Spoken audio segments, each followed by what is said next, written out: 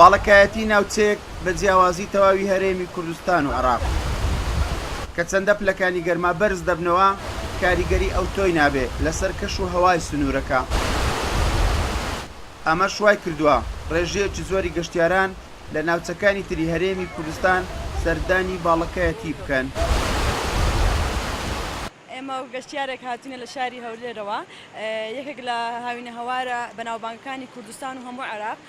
کەچی لە شارەکان پلەی گەرما لە سەرووی پەنجایەوەیە، بەس لێرانەوە بزانم لە کەمتر لە 15 زۆر خۆشە، بەس بەڕاستی زۆر ماندوو بووین. حەز بە ساریەکی زۆر دەکەین، نەک تەنها پلەی گەرمی دابەزیوی زۆر ساردە بە بەراورد لەگەڵ شارەکانی کە طبعاً خەڵکێکی زۆر هاتووە،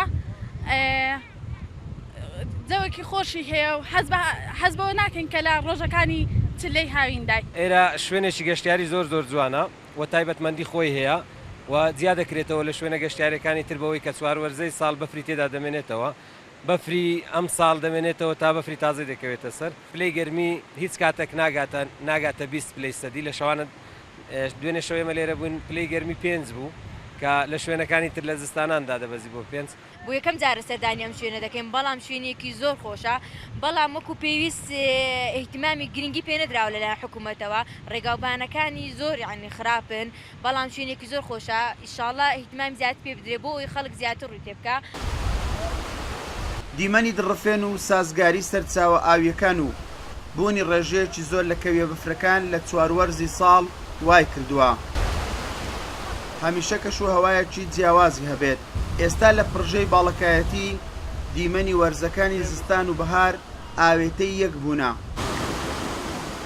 ڕێنمایی ئێمە بۆ گەشتیاران ئەوەیەکەوە لە هەر شوێنێکی کوردستان و لە هەر شوێنێکی عێراق دێن بۆ شوێنە گەشتیارانی لە سنووری ناوچە باڵەکایەتیدانا بەها و نرخ و ڕێزی ئەو شوێنە سوشتانە بزانن، ژینگەکەی بە پاک و خامی ڕابگرن، هەموو ئەو پاشماوانە و ئەو کەلوپەلانەی لە دوای خواردن و لە دوای مانەوەیان 2 ڕۆژ یان ڕۆژێک لە گەشتەکەیان لەو شوێنانەدا بە هیچ شێوێک لەناو ئەو علاگە پلاستیکیانە نەکەن و لە شوێنی خۆیان بەجێنێڵن تکایان لێ ئەەکەین کە چەندی جارە پێمان گوتوونە. گەشتیاران لەو وەرزی هاوین و گەرمایەدا هەست بە سەرمای زستان دەکەن. لە وەرزی هاوینی ئەم ساڵدا تا ئێستا بەرزترین ڕێژەی پلەی گەرما لە باڵەکایەتی لە نێوان 30 بۆ 35 پلەی سەدی بووە. لە ناوچە کوێستانیەکانیش لە نێوان 10 بۆ 15 پلەدایە. لە شەوانیشدا تا ڕادەی بەستێن پلەکانی گەرما دادەبەزن.